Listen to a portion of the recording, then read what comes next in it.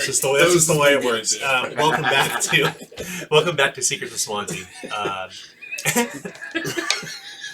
Game session 2. I know you have to shush, whatever. I'm your game master, Daniel Fox. That's Tim Coron with Bjork on his shirt.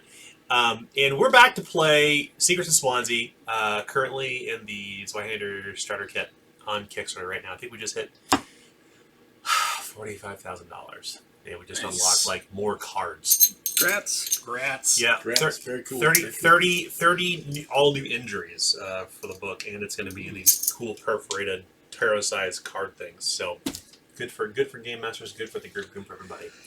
I think the next goal after that is like unlocking the new ancestry, the Awakened, which Adam is playing right now. Right now. Hopefully, I'll get to keep playing it. Yeah. We'll see how the night If you don't unlock it, it doesn't happen. Yeah, that's what I'm getting at. It is true. Given the guilt trip. The great thing is the Awakened kind of existed previously.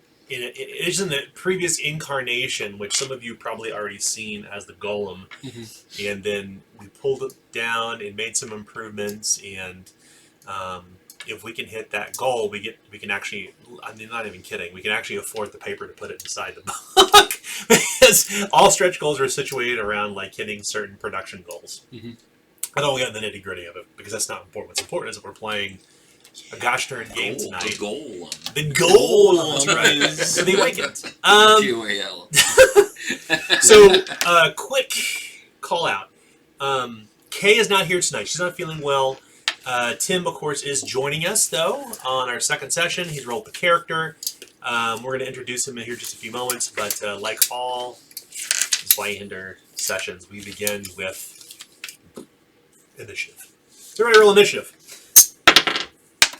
And Tim, if you don't mind, initiative, or your initiative person, it's on the board on the right. So for our viewers, what you're not seeing is a marker board over by where Tim is standing, where we track our initiative. You're actually using the right-hand column. All the characters on the right. I need one for myself. Yes, you do. Yeah. That's right. Steal Eicheltaus. It's not anybody, right? Nope, you can get rid of that person. That's from a previous game. So while we're doing initiative, typically whenever you start a game as Zweihander, to make the transition between narrative time, meaning interactivity, role-playing, things like that, to structured time, such as combat, chase scenes, etc. The initiative is kind of set at the beginning of the game session. One, it helps kind of set the tempo 16 for the game master during the game. And two, it reduces the kind of switch between like, okay, we're role-playing, now we're going to get into combat. It actually kind of, that becomes the pivot. It also helps me as a game master if for some reason everybody's talking at the same time, which can happen. Yeah. It helps me like, okay, hold on, let's take a look at the initiative ladder and I can actually pick an order. 15 for Geppetto's monster. Geppetto has a 15 initiative. Geppetto's monster? What the hell? It's like Frankenstein's monster.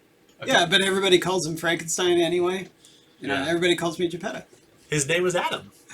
Coincidentally. Oh, yeah. I don't know if that was like on the nose or not, but so those who don't know much about the Awakened could have been a wooden soldier, could have been a marble statue, could have been a scarecrow, could have been a magical construct, it could have been a cadaver. And when they are given a spark of humanity, the first words that they utter are the name of their maker. So in this case, it's a roll off. You simply just choose. One more than it's Adam. 6. 8. A time-honored tradition around our tables to roll off to see who goes first when you have matching initiative. Yeah, but that was our third roll. That was. Anyway, the Awakened is essentially this used to be an inanimate object. Now it's this living person who's like dealing with what it means to be human, and that's the character that Adam plays. When the Awakened literally awakened by whatever means or situation that happens, the first words out of their mouth, like I mentioned, is the name of their maker. In this case, Adam's character, the name that was out of his mouth was Geppetto. Geppetto. Sorry, their mouth was Geppetto. Yeah, that's true. The maker. Yes. So. Let's talk about last game. Actually, let's roll for fortune dice first. We'll roll a d6. If it lands on a 6, I get an additional misfortune die. Not today. Nope. Okay, not today, Satan. So you all get 4 fortune to begin with, and I get 1. At the beginning of a game session, you always roll. Every player around the table rolls a d6. If it lands on 6, I get the misfortune point to start the game with. If it lands on any other number, players get it. But a game master always begins with 1. But they retain the remaining 4. So, we rolled initiative. We've done our misfortune pool. Let's talk about last game session. What happened? Came down on a boat. We came down on the boat, and then we got our pay from the boat. Yeah, we were guards. We were guards on the boat. We got our pay from the barge master, whatever his name was. And then we retired. And then we... Adventure over. We went to... So it was raining, so we went to a local bar, and... The full tanker. The full tankard, yes. Yep. And we started to get talk to the bartender, and he was kind of giving us the story of the town, etc. And there's a few people we noticed. There were some like cloth merchants. We had a little bit to eat, I believe, and a drink. Didn't we? Something, yeah. Something. We had a meal. Yeah, we had a meal, and then we met up with the person that everyone knows in common. Remember her name? I had it written down. Constable Anaya. Yes. Nice. She came in, she looked at all of us, she knew all of us, and was like, "You sons of bitches. What are you doing in my town?" This town's only big enough for one of us. I'll leave. All right, I'll leave. Fine. No. I know where I'm wanted. Like, literally. No, she didn't I say know that. where I'll be wanted. So we ended up going back to the jailhouse, Rock, and she kind of talked about how there had been this is supposed to be a quiet, sleepy town, and lately there's been a string of murder, most foul, And kidnappings, too. kidnappings. So she gave us a kind of a list of these victims, and we've gone to investigate in the rain. So in our investigation, there was one of the victims was actually in that jailhouse. We kind of looked it over, and we discovered a clue that was a gray thread under their fingernail. Yeah. So we went out and we started to head towards the scene of another of the crimes in the city recently, and we found a dog there who was like digging up something, and we found out that it was a finger with a ring on it. So that is the second clue. And that's kind of where we... There's a song about this, a Beyonce song, right? Mm-hmm. Yeah, it is. I don't know what the words are, but the dog was eating the finger, That's and all you we scared know the now. mastiff off. Mm-hmm. Uh-huh. We didn't have to Fight that We dog. didn't have to fight it, thankfully. Thought it might have It looked mean. Thought it Had might to be a murder a toothless dog hound. I today. scared it away. Get on, get out of here. Go on, get out! Get, dog. Unless ye be murdered, dog. No animals came to harm last game session. And that's kind of where we stopped. We stopped right at the right underneath. I don't think we missed anything. It's pretty No. much everything. What you didn't mention, there's something actually you missed. Oh, You didn't talk much I about tried. this. We got most of it. No, we can cover that. Swanzi. No, you didn't cover the storm. It's I talked raining. about the storm. Oh, you did. You Yeah. said it's raining, but now it's It was thunderstorming. Yeah. Oh. The storm's picking up. So you all are underneath Storm's coming. the Storm's dock. coming. Yeah, you're all underneath the. Sorry, go ahead. What's up? One other thing, as is tradition, in whenever you start a Zweihander game, Uh-huh. it's fall. Oh yeah, it's fall. It's fall and it's raining. It's fall and always it's fall. raining. It's like, And it's going into winter. it's Winter is almost- coming. winter's It coming. really It's like- always is. It's always It stormy. is. It's always raining. True. Every good story starts on a dark and stormy night. I mean, come on. Yeah, people sometimes say campaign season is summer, but I think that's a different kind of campaign season. Yeah, our campaign scene definitely starts in fall. Yeah. Sorry. like It's time for high adventure. Dun dun dun dun dun dun dun dun dun dun dun dun dun dun dun. Oh my god, we may actually get DMCA for this, for doing the Conan, the Basil doors. You'll probably get yourself in trouble. Sorry, YouTube. Sorry. Okay, so all that aside, our story continues underneath this wooden trellis drawbridge, not far from here, along just across the way. Of course, you know that Swanzi is kind of situated on these two hills on either side of the river, and joined by a drawbridge. That drawbridge is down, so that means that the Clarabelle, the barge you came in on, cannot move any further. In fact, it's so late in the season, in autumn, Mike. Autumn. Autumn, checking it. That river traffic is kind of gone. Is now at a standstill. So the person you came here with, Master Hugo, of course, is here for the season, as have a lot of you. And you have, in fact, as you mentioned, have agreed to help your friend Constable Anaya get to the bottom of this rash of kidnappings and murders in a town of literally 400 souls. So beneath the bridge, you can feel, the drawbridge is kind of guiding the wind over you as it's the flexorator kind of hitting your face, and you've already chased off this dog into the mist. It's sometime toward midday, and you're kind of rooting around in the muck and the mud. And then that's when you see kind of a shape emerge from the other side of the mist on this side of the river. Tim, help us understand what they may see when Thomas approaches. A middle-aged male. Would they know that I was lowborn? Just because Yeah, maybe you look a little lowborn. I look a little lowborn. I'm tall, very frail looking. I have a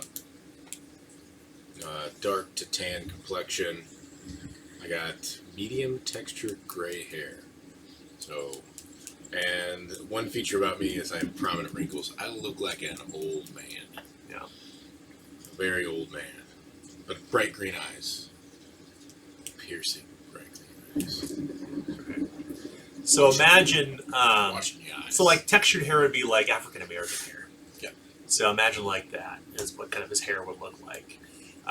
But you see him. What else would they recognize about him? Is there something unique about him that they would be able to see even from this distance?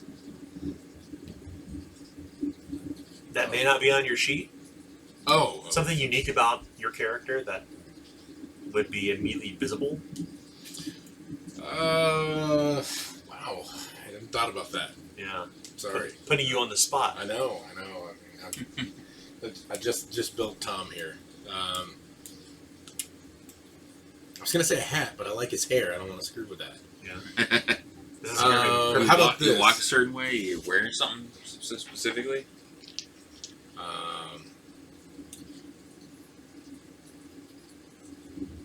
What would they notice, Adam? Like when they He's got when you see a this- he's got a big hoop earring in one ear. Oh, nice. Okay. It's like a big gold hoop earring or something like that, or silver. Gold, There not it gold, is. man. Cheap. Lowborn. Cheap. Okay. It's very shiny Steel brass. or iron. Steel. Very shiny brass. Yeah. Yeah, very shiny brass. How about that? It's a brass So earring. when you look across the way, this must be the people that the constable told you about, who are all friends with Anaya. And you kind of you kind of take in who they are. They look like a ragtag band of folk who are just passing through.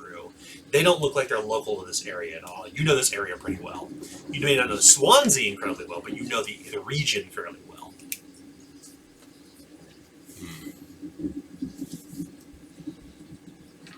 You see them. They see you. Hello. You're a nice lot. Word gets around in this town quick. Who are you? I'm Investigator Richin. Oh, she didn't. I thought she said she was the only law enforcement in this town. She is. I've been sent in. Oh, Your investigator. What? I'm sorry. I had difficulty hearing you over the pattering of the rain. Richin. Richin. Like my pockets are full, but they're not. yeah. You don't look like an investigator. Of course, I've never met one. How are investigators supposed to look? I just was going to Well, be my question. they've got like a big magnifying glass, and they've got a hat with 2 bills on either side. I'll pull out my magnifying glass. I've got one. I've got the magnifying They glass. usually have a pipe. I don't like anything, but my hair is perfect. It is. It's my one good feature, so why the hell would I put a hat on it? What do they? What? So This is whenever Investigator Richin looks toward your character, Nick, like what does he see? Who does he see? So Miserab is a middle-aged Siabra. You can tell he's a burger. He's got average stature, average build, dark tan skin, and crop braided red hair, large green eyes, much like yours, and a Cheshire grin. You don't look very trustworthy. Maybe it's that smile. I like to think it's a winning smile, but now you've got me self-conscious about it. As he chuckles to himself. Mine is always a winning smile. Who are you? Matt from Maryland. You can call me Matt. Matt is a elderly male. You can tell that he had a very cultured upbringing, a very aristocratic look to himself. He's had some money in his life. He's a short person, well, short in stature and pretty heavy-set build. And then he's got long, straight blonde hair, thoughtful gray eyes, and large hands, which makes it really easy for him to palm things, as he is a gambler by trade. Oh, I forgot to mention I have a mask. I'm wearing a mask. It's one of those like half theater masks that's a sad face on it. Okay. Like a Siabran mask, or Yeah. but it's only half. Mm-hmm. Oh, okay. What about the case of Adam? What about your character? What does he see? You see a person made out of wood, and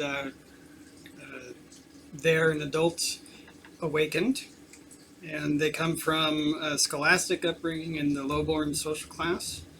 They are average with an athletic build, and the wood is an ebony maple color. Even though being made out of wood, they have medium wavy gray hair, stormy gray eyes, and they're missing a finger. Yeah, I mean, you wouldn't be able to tell by looking, but they were born in summer, and their dooming is the flame shall consume them. What? Right? That's kind of a random roll, Dad. That one makes Soldier, sense. yeah. So You also see a shattered wooden sword on their side. have I ever seen anything? No. And when you look at them, they have this line across their face, and their jaw opens like that when they talk, Like a nutcracker. like a nutcracker. But they also have these 2 crescent moon-shaped things that go from there to like that, depending on their mood. And as soon as you address them, hello, and it like switches up Oh, to it that. smiles. Yeah. Okay, I see. Imagine like 2 crescent moons like pinned to a piece of wood to show like a change in emotion. Like if the 2 crescents are up, it Sounds looks so like a creepy. smile or a mustache. When it's I know, down, it's like a right? frown. It's creepy looking. And you introduced yourself as I'm just gonna say what? I have a name. What is your name? People call me Geppetto, Geppetto. but I have a name. People call you Geppetto, but you have a name? Yes. I'm gonna go with this a little further. What's your name? I don't remember it, but I do have one. But people call me Geppetto. What are you guys calling? Geppetto. Geppetto.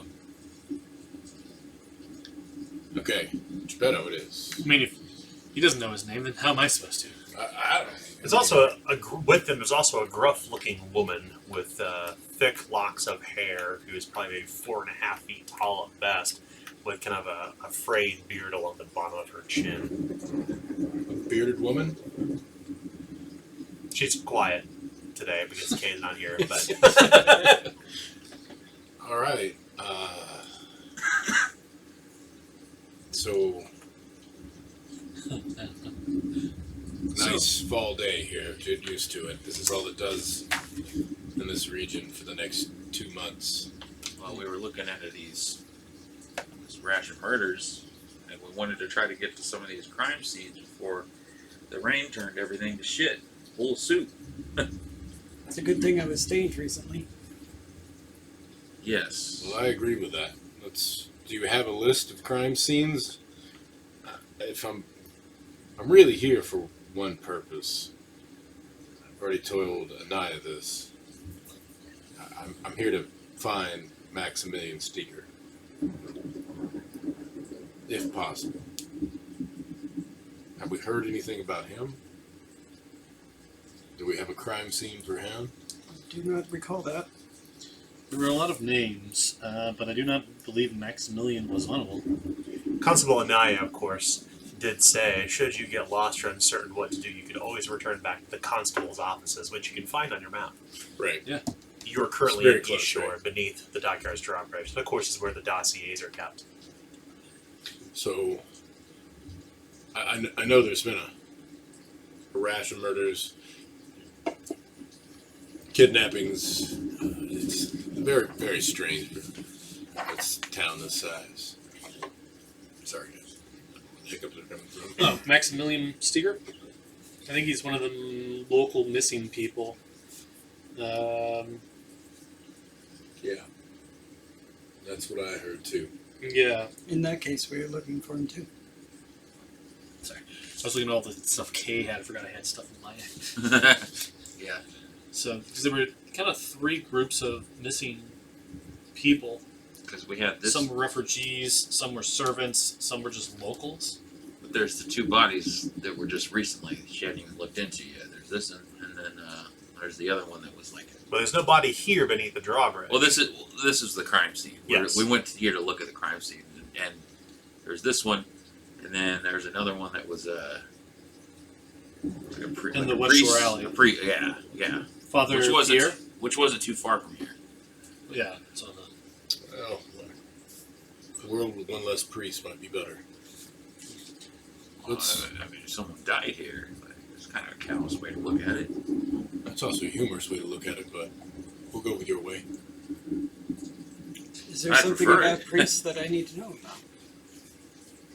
They have the devil in them. That is antithetical to what I've been told. They ain't all bad. It was just a joke. Breaking the ice here, but I A guess, euphemism. I guess you could call it that. I was just making a simple joke. I'm amused. You are. Little brass crescents go up. I think I'm starting to figure that out.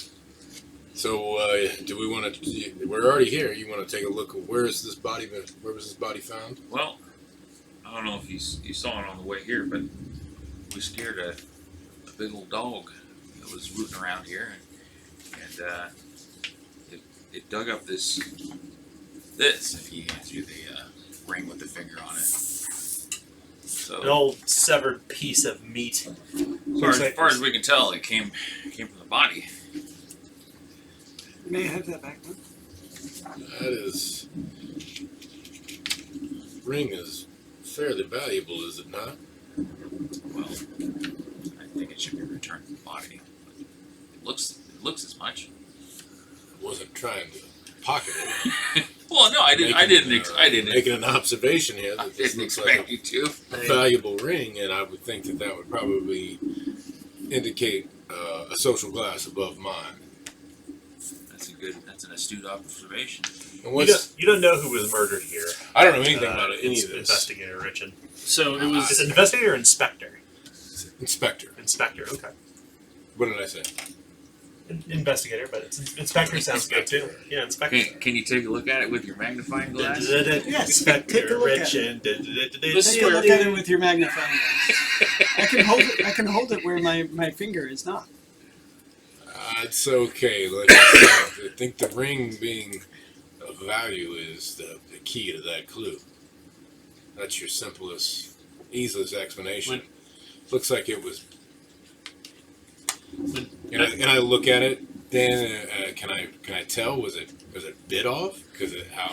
That's a great question. Go ahead and roll a scrutinized test. This test will be routine, so look for your scrutinize, and I think we have this. alphabetical. I think we asked this last week. It was. Oh, you did? Yeah. Okay. If I remember right. Oh, go ahead, roll. Yeah, go ahead and roll. Maybe a little 74% chance. I got a 64. Oh, nice. It was not severed. It looks like it was twisted off the hand, and the ring was the point that tore the flesh and broke the bone. In fact, as Inspector Richin, as you pull the ring off the finger, you can see that the side of the ring has deep divots in it, and there's blood kind of within the divots. It looks like it was literally twisted off somebody's hand. I'll give them. It doesn't look. There's no bite marks on it at all. It wasn't severed. It wasn't cut. It looks like it was tore off via the ring. Like they just twisted it. Just somebody was. That's gruesome. Yeah, somebody wanted that ring finger. That's Are we saying that it was twisted. never? Are we saying that it was never intended to be removed? That it was intended to stay on for life? You mean the ring? Yes. I don't know. I mean, I'm just giving you what it looks like to me that occurred. Well, if there are Now, did they leave the clue on purpose? divots in the ring, Yes. it would be like barbs on a hook for when you're fishing. You do not want the hook coming out of the fish's mouth, otherwise you lose your meal. Yeah, I guess that's what you called me twisted. That's one way to look at it. But yes, yeah, they use the ring as a fulcrum or hook, as you would like to say, and use it as a leverage to twist this person's finger off. Is it a man or a woman? How big is the finger? Finger is swollen, Ah, mostly because it's been severed off, but also it's swollen because it's clearly, it looks like a man's finger. Would be your best guess. it's like a man's finger, but You think at least. I It could be a can't- I woman's, can't could be a be man's, 100%. could be someone else's. Yeah, that's all I got It's on just that. swollen. But you found that here, Uh-huh. and who died here? The dog died. That was Edgar Bedlam's body that was located here. Not the priest. Not the priest. The priest was at the alley. How On the many West Shore. fingers did Edgar have? Edgar had all his fingers, according to you two that looked at it. Yes, Edgar had all of his fingers. It was someone else's finger? Someone else's finger at the scene of the crime. Unless this Edgar has 11 fingers. At least a severed finger that a dog was looking to bury here. Seems strange. What else have you found in this particular scene? Well, that's it. Dog and a finger in a hole that it was going to bury it in. So far, we haven't really looked anywhere else. Lots of muck and mud everywhere. Boot prints all over. You're not going to be able to find anything down here. Well, let's move on then. Looks like whoever helped the local constable looks like they danced a jig here on the side of the river. Well, the rain doesn't help any. No. So are you trying to solve murders or are you trying to find the people? Yes. Both. I see what you're saying. Well, let's go see where your man died. I don't see that helping us find our folks, but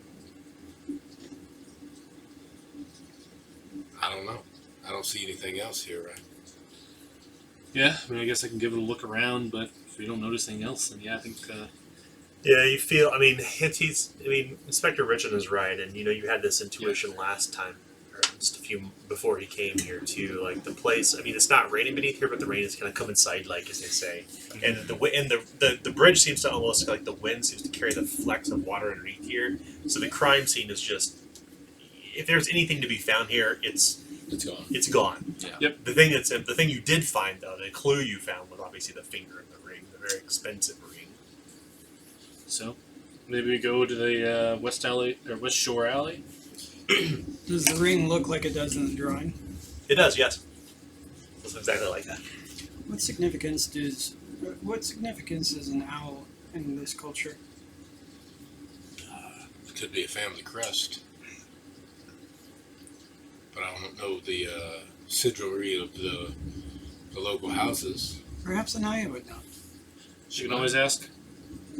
That is a very good point. Her father had meticulous notes on most of the people in this town. But that would be my first assumption. It looks like a house crest. You look like you were bred in a house. What do you think? I think it could be, but usually nobler families have more fancier crests. But See? But I think, Ask the man with the silver spoon and you might get the answer. but I'm not as familiar with this town and its peoples and its jewelry than Anaya is going to be. So she's going to be the person who's going to be able to point us in the right direction. They're trying to finger the culprit. Yeah, we're trying to figure the culprit. It's where we left off last time. I watched last session just to kind of get myself to videos like, and I think it was Nick who said we're trying to finger the culprit. After finding the finger. I do see your point. Point. Okay. So the other body then? Do we have the body? Well, it's not the body. It's just the scene, The scene of the crime. The body has been moved. Yeah, the father's been All right. taken to the conclave. Yeah, decided we would The take chapter house? a look-see around and see. Yeah, there's a chapter house of the martyr here. Maybe another finger will come up. Who knows? Well, if we keep finding fingers, we might. That might be a clue in Might itself. be a clue in itself. Finger bandits. Looking for someone Case in the finger band. If we find enough, maybe we could find somebody who could lend us a hand.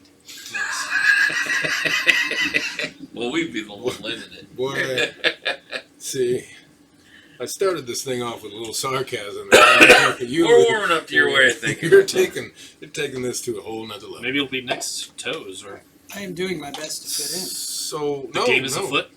You in. No, the game is a hand. just The game is in hand. pedo. Yeah, the game is Oh in my hand. god, that's like 10 puns in a row. We're getting them all out since Kay's not here. I know, right? Kay be like, Stop. stop. Just shaking her head at this point. The game is at hand. So while we're walking here, where was this Maximilian? You know where the scene of the abduction was taking place? As much as you do. No, I mean, do we know where? Well, I think so. We might have to ask. I don't. I was sent here to find the man, and that's what my coffers are paid for, and that's what I attempt to do. Did you see the body in Anaya's office? I walked across the bridge and found you guys, and I've not seen Anaya. I just have the note to meet with her. But, I mean, since we're here, we should just go to Anaya's and have her check out the ring. Well, the other body seen in the crime is just right over there. I think your fidgety friends got the better idea here. All right, then let's go. So you pick yourselves up, and you come back topside. Cue investigation music. Yeah. Nobody else can really hear it, I think, on the other side of the recording, but we can hear it. It's dark. It's real dark. Just kidding. Yeah, so you kind of come topside, and you can feel the water kind of brush your face, you see the flashing of the lightning in the sky, and the whole place, all of Swanzi, you kind of come topside along East Shore, and you can see this huge wooden sign with flecked paint. Imagine like Seattle.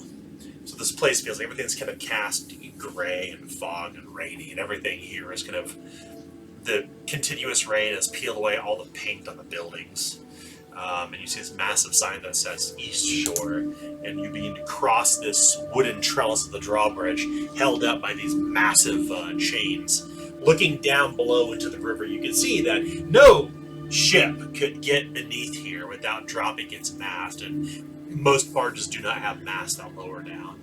A few rowboats or rafts can make it beneath the bridge, but as you cross over into West Shore, you discover that the muddy ruts of the road laid with plank are replaced with wet cobblestone. West Shore is clearly a place of higher opulence. You can see some buildings in the distance on the hills, kind of cast in kind of behind the fog, but the rain lets up a little bit, but you're kind of just kind of at this point kind of walking along. Where do you want to head to? I think it's West Shore Alley, right? Yeah, West Shore Alley. If you wouldn't mind, just hand me the map if you would. So we need to head over to the tanker, I believe. We had been at the full tanker. You have been. So, whenever you begin play in Secrets of Swanzi, the game master is going to lay out a map that's significantly larger than this in the middle of the table, and this kind of becomes the guidepost for the story. Some of the important locations are on here, not all of them, but at least it gets people centered on where they're at, because it is an urban crawl adventure. So, you head through the streets of West Shore, and you pass by what must be this place, what must be the full tanker, you would guess, Inspector Richin. For the building itself, looks like an old, beer tun outside, a massive barrel. And the building is adjacent, adjunct to it. And you can see this old sign with the paint that's been flecked away from the rain called the Full Tankard. But that's not really where you're going. You're heading to West Shore Alley.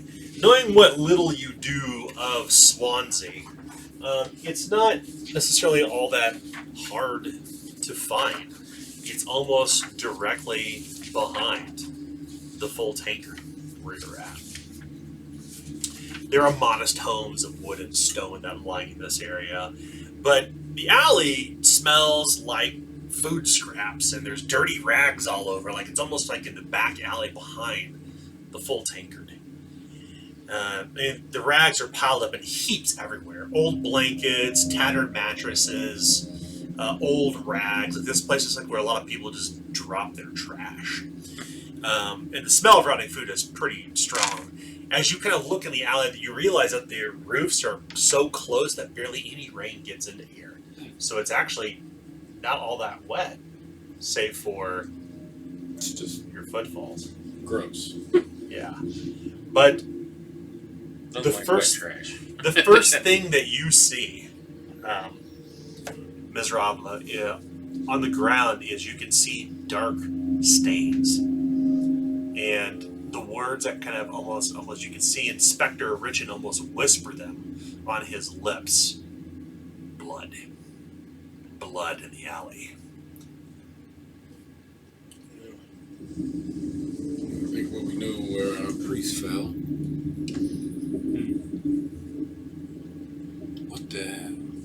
What was the man of the cloth doing back here?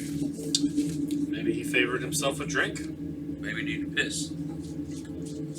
That's a lot of maybes. We don't deal in maybes. No, I deal blackjack and other kinds of card games. Speaking of cloths, Yeah. we also found a thread of some cloth. Thread of some cloth. Well, Yes. And the body back at the station.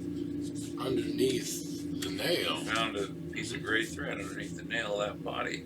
Which body? Edgar's body. The one that was under the bridge. The nail had gray cloth.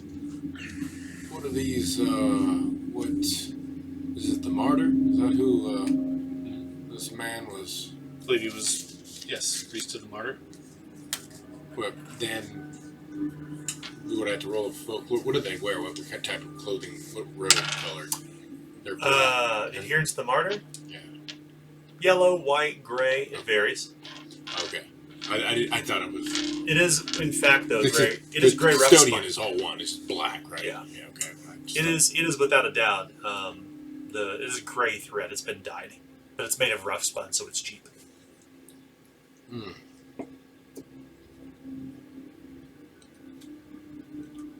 Man, this man might have clawed his assailant, but some cheap, rough spun. I don't know. I'd have to see the body to see a little more detail, but I'm going to look around here to see if there's any rags or anything that kind of match that coloring, but You start poking through the heaps of rags, old laundry, like you mentioned, discarded mattresses, old canvas covers.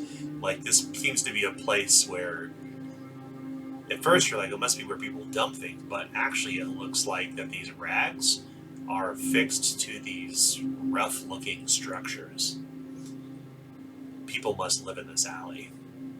You've not gone deep in yet, but you kind of all get that intuition almost immediately once you kind of start rooting around. It's a place it smells like food scraps and body odor. You can still hear the storm of the rain outside the alleyway. this detritus is actually somebody's living quarters. Maybe they saw what happened. Suddenly, the rags begin to shift and move at the far end of the alley. A heap moves.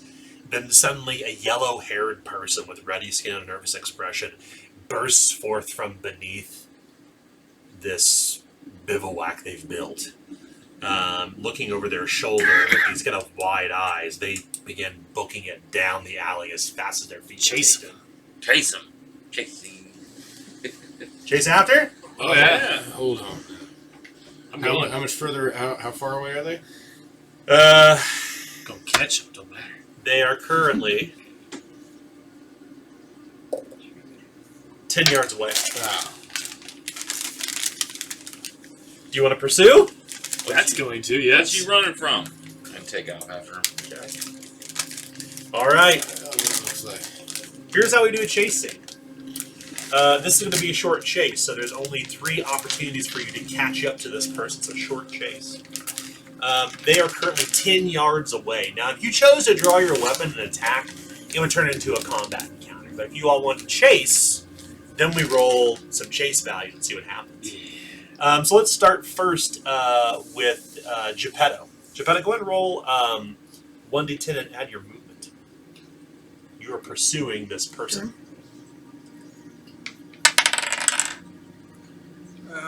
14. Whoa! I rolled well. Geppetto begins booking down the alleyway, and you can hear the wood kind of the wood and brass and the those old windows with like drop pulleys, like the metal and the rope inside them. Those kind of affixed to where his joints, their joints would be, and you could hear the stressing of the rope over the wood and the iron pulleys as they begin bolting down the alleyway. Well, you actually caught up with this person. You want to try to take him down? Hello. Make a standard coordination test.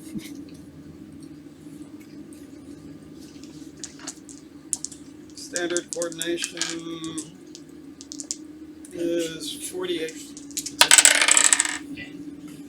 81 won't do it. Oh, that's too bad. Inspector. Sorry. Inspector Tom. Inspector Tom. That's Grounds control. Inspector Tom. Or Inspector Richin. Inspector Richin. Go ahead and attempt to chase. Roll 1d10 to add your movement.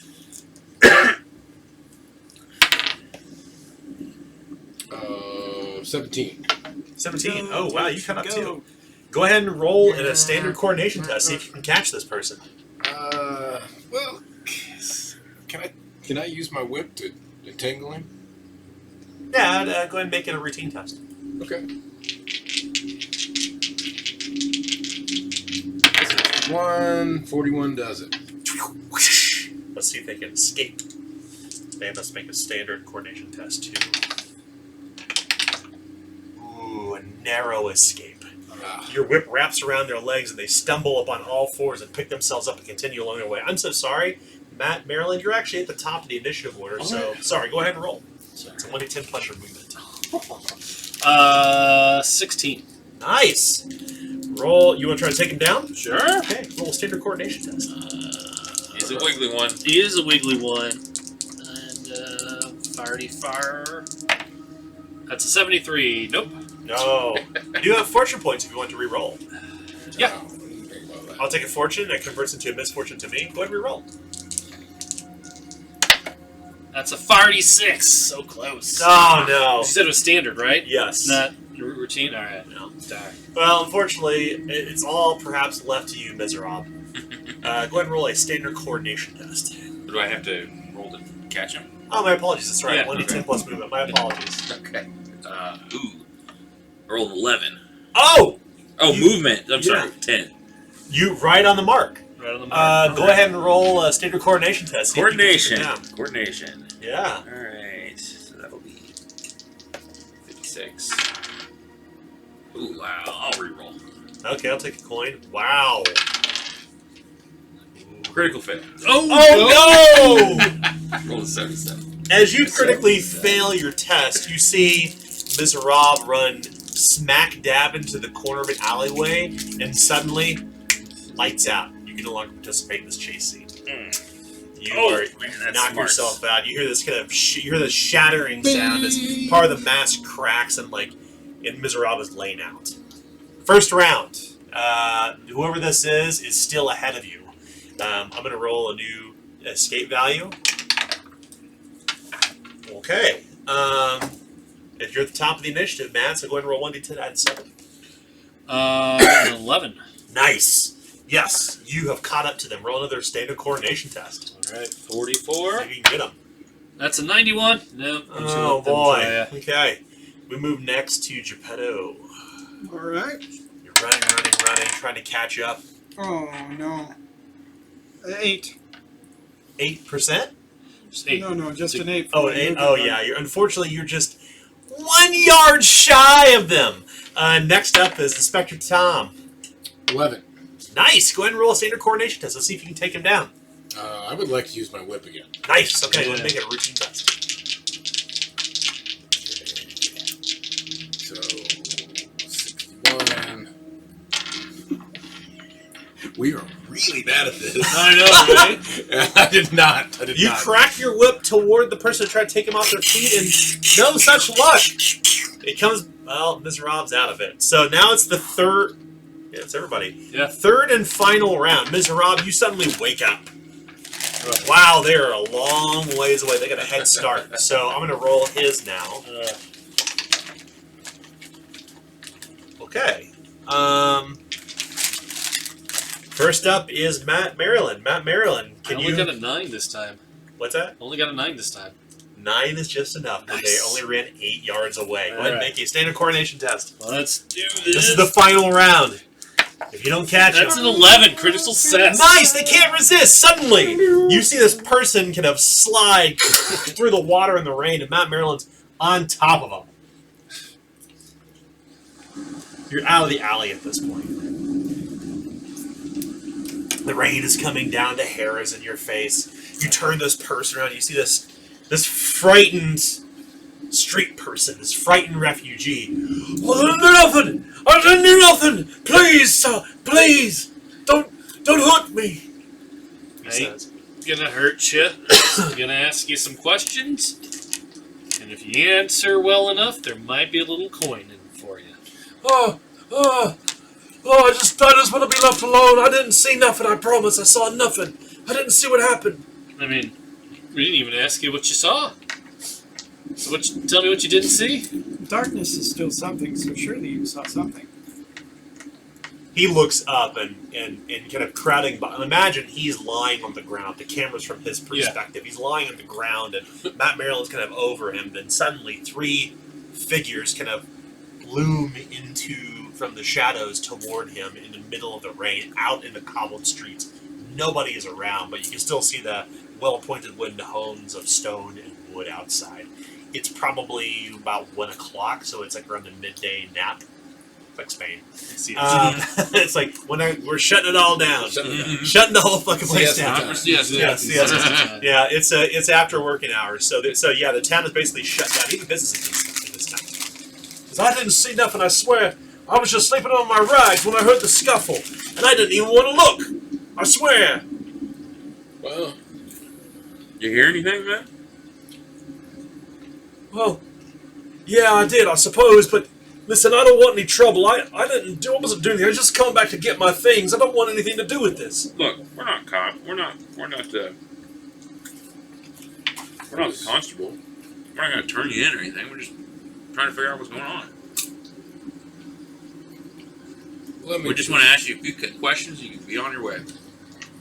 Can I just talk to you real quick? It's not that big a deal. The man looks terrified, but he kind of listens, and he listens because he has nowhere else he can go. He can't run away. I'm going to go ahead and roll an interrogation. Okay. You're going to gain 2 corruption for interrogating this person, but it's going to be a routine test. Okay. Routine 62. 13 does it. Nice. Where's the drugs? At this point, you see Inspector Richin kind of, you can roleplay this out if you want to, but Inspector Richin kind of puts them to the question as it would be said. You put this man to the question. He says, "My name is Morrow Tweed. I swear, I wanted to look away, and I was too scared to look the whole time. Why'd you run? Because I thought they came back to hurt me. I did. So there was multiple assailants. There was 2 of them when they approached Father Pierre. Demanded he come with them. And what did the father say? I want nothing for to do with that. I was looking away, but I'm pretty sure I heard, like, when a man punches the side of beef. That's what I heard. And I heard some slapping and punching and pushing around, and it was clear to me that Father Pierre wasn't going to surrender at all. How often does a side of beef offend a person? Often. So it is often that someone takes umbrage with a piece of flesh hanging on a hook. Well, It's a figure of speech. have you ever heard of meat tenderizing? You gotta get that meat nice and juicy. It's just a Ready to eat. figure of speech. So you said there's multiple assailants. You heard them. Did it sound like the father knew them?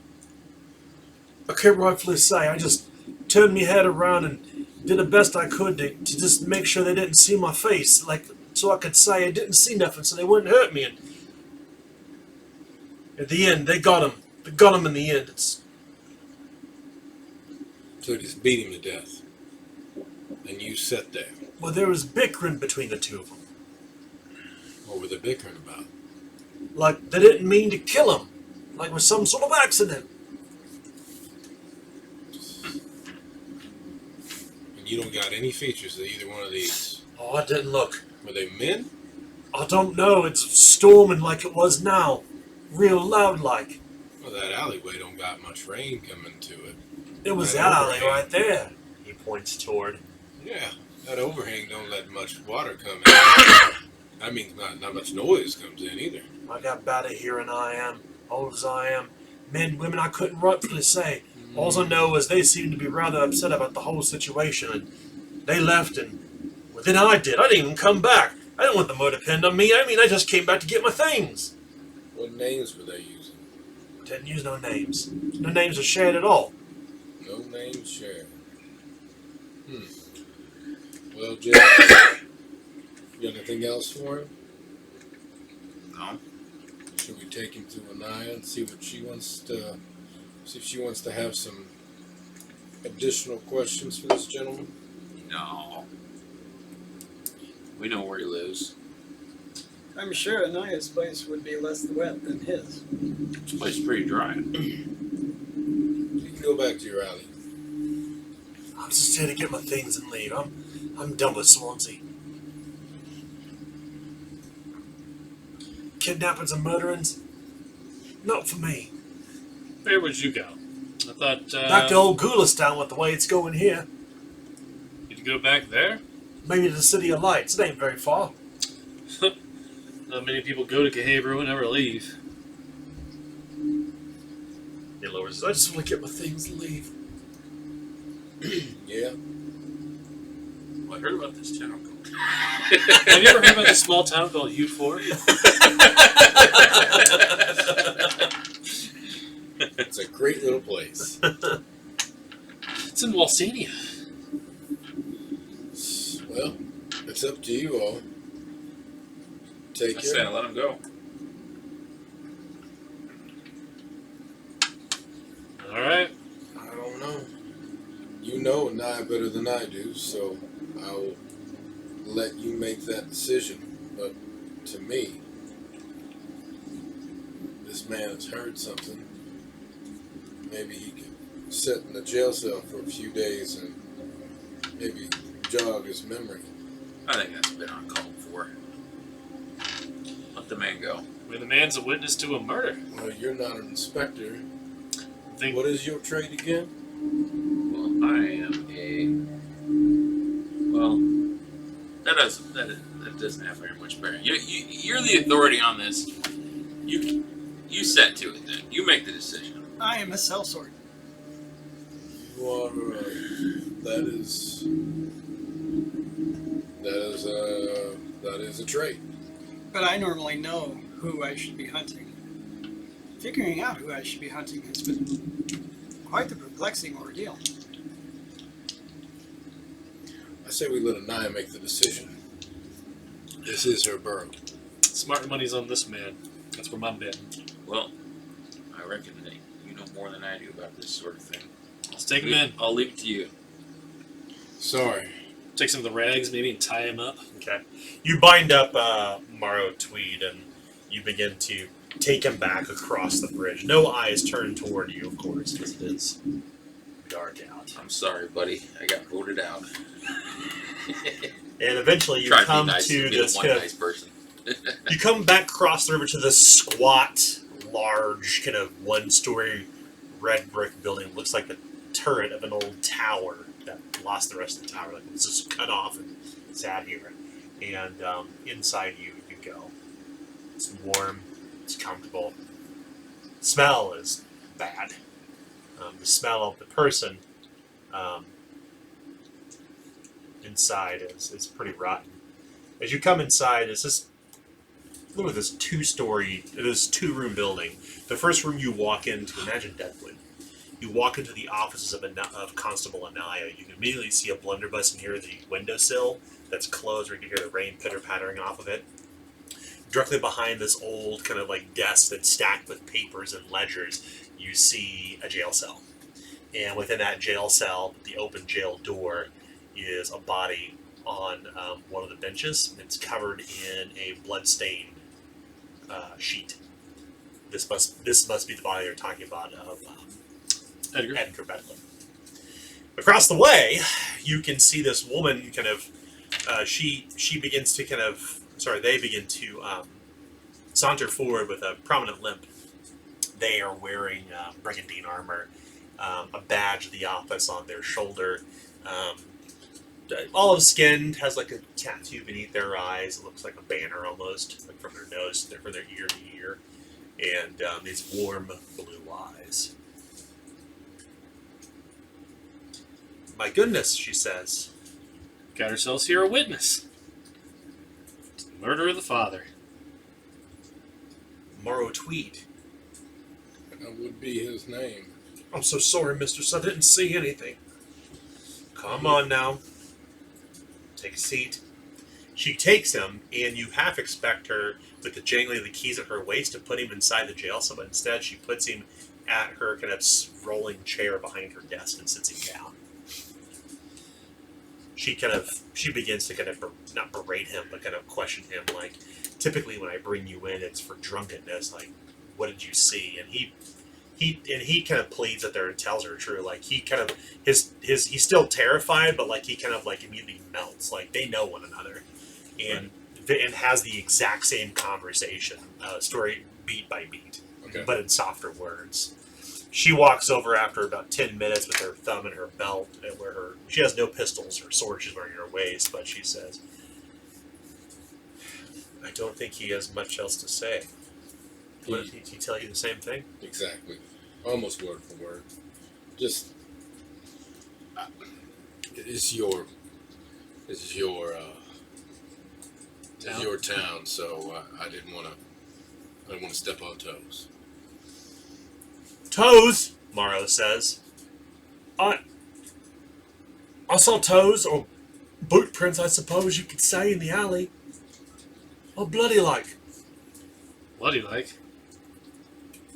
Yeah. He kind of stands up and scoots back the rolling chair. You know those old wooden chairs, like those old library chairs with these little brass rollers on the bottom? That's what her chair is like. Yeah, I could show you if you promise to keep me safe. Constable looks toward the lot of you and says, what do you think? Well, I can't keep him safe, but I'd like to know what he's got to say. Can you keep him safe? We can escort him there and have a look around, and then Inspector Richin, I got the notice from Vorburger you were arriving. We trust you must be the man himself. I figured we'd already met because I'd worked in the area, but okay. Yeah. I know I met you fellows there on the bridge. I just tagged along, thought I could help. We were going to come here for a different reason. We were. We found another thing. I hold up the finger on my hand in the spot where I'm missing a finger. Huh. Yes, we found that Do you mind? She holds her hand out. underneath the I drawbridge. handed it right over, and Severed finger. A ring. it has an owl on it. If you look at it, they use that ring as a focal point. They used to just twist and tear that thing off. It's pretty vicious, whatever they did. What a wretched pain to go through. I can't even imagine.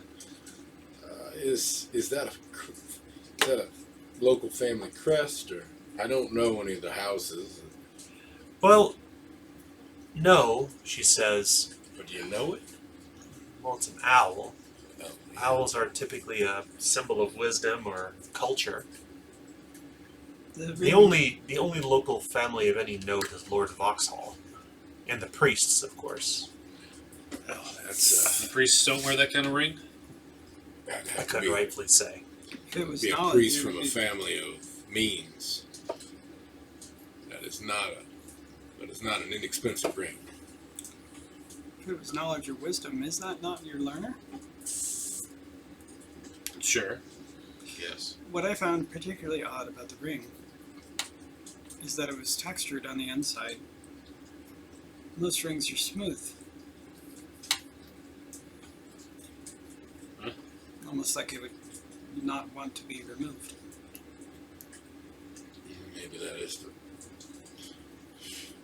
was the point for the wearer. I don't know. I've never seen anything like it's like so. But has anybody from this Vauxhall family gone missing? Aye, she says. Lord Franklin. He came to me not too long back, in fact, about 3 weeks ago. Lord Franklin came and said that two of his retainers, his dog's buddies, a fellow named Hale Lockspur and Proctor Lamb, both had disappeared. Both servants, though, not. In fact, the servants. And then that is actually where the troubles in Swanzi began, when they first disappeared.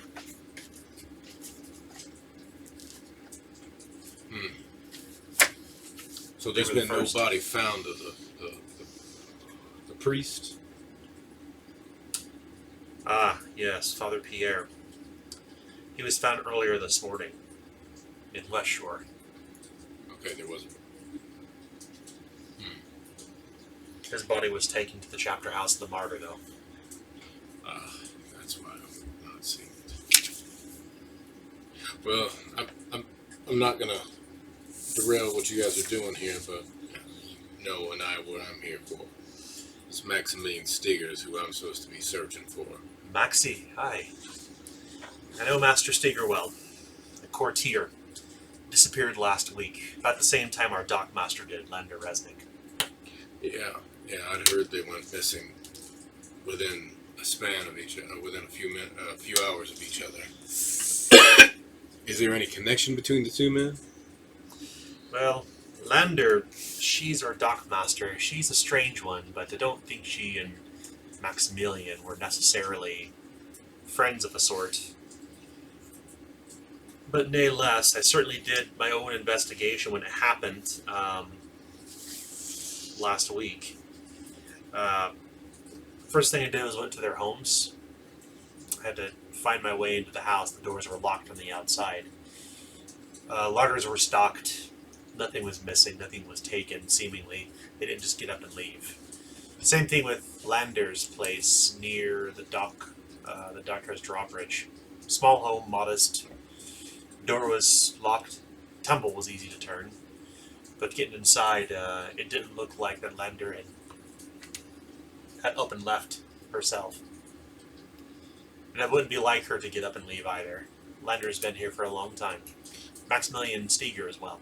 So none of the missing have. There's no been sign of forced entry. No, nothing. No shattered windows. Like I mentioned before, the door was easy to tumble on Lander. She had a more modest home, but in the case of Maximilian Steger, he's a courtier from Vorburg, so Yes. he had a finer home. The lock is a little easier, a little harder to tumble there, but no shattered windows, no forced entry. Nothing was really amiss. Things were as they were. In fact, the dinner that Maximilian had the night before was still sitting on the table. Well, so we don't know if these people. In his case, he had his doors locked, and his meal was still setting out. Aye. That seems odd.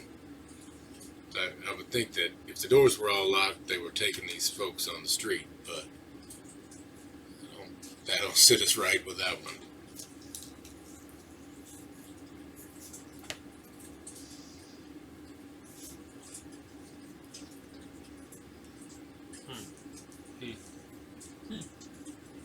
Maybe the person had the key.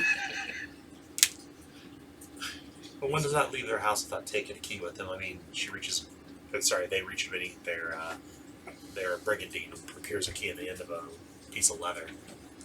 This is where I keep mine so I don't forget it. And when I leave the house, I lock the door. Geppetto's got a good, fair point there.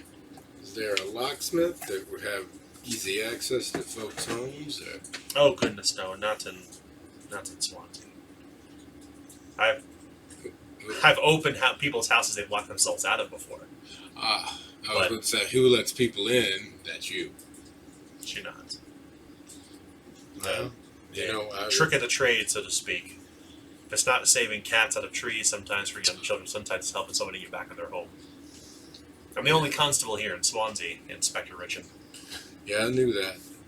I mean, normally that's enough. You're probably more than enough normally. The most we ever have to deal with is perhaps a mouthy merchant who comes into the full tankard, or an upset customer back at the Slumber Inn that the Louis Gaston can't seem to sustain. But most of those are people who come and go during summer. We're in late autumn now. Most folk who have already left weeks and weeks ago. River traffic has come to a crawl. In fact, the first ship to come through in the past month is truly my friends here when they came with Master Hugo. And when did all this start? How many weeks ago? 3 weeks ago. 3 weeks ago. Right We after had right missing after river travel had stopped. 1, 2, 3. And you got 7 people missing. Is that right? 1, 2, 3, 4, Well, 5, 6, she 7. she filters through her papers. Hale, Larkspur, and Proctor Lamb, 3 weeks ago, the retainers of Lord Franklin Vauxhall were the first to disappear. And you know as well as I do, we're near Old Kulistan, so a lot of refugees passing through. Yeah. A few weeks ago, 3 of them disappeared as well. Marlow Tweed nods his head. Oh, what? Then Maximilian Steger and Lander Raznik, So, maybe last week, and then this morning, Father Pierre found dead in the air. Father Pierre dead in West Shore Alley, taken back to the chapter house. And poor Edgar Bedlam, as she extends her hand over, and you can see Morrow kind of wipe a tear from his eye. Edgar Bedlam stabbed to death on the riverbank in East Shore. He's back there in the jail cell. So, there's no connection between any of these because you got 3 very unique individual classes here. Aye, and truth be told, when I had listed my friends here, I told them that as quickly as these events were occurring, I wasn't even partially into my own investigation. I was overwhelmed.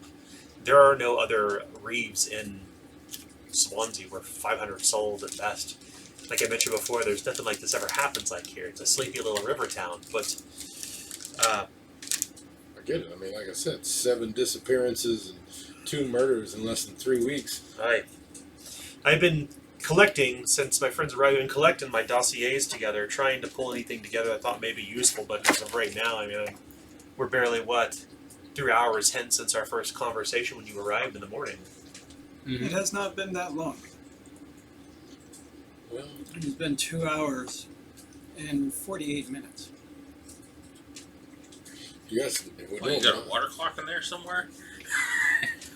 It has been raining.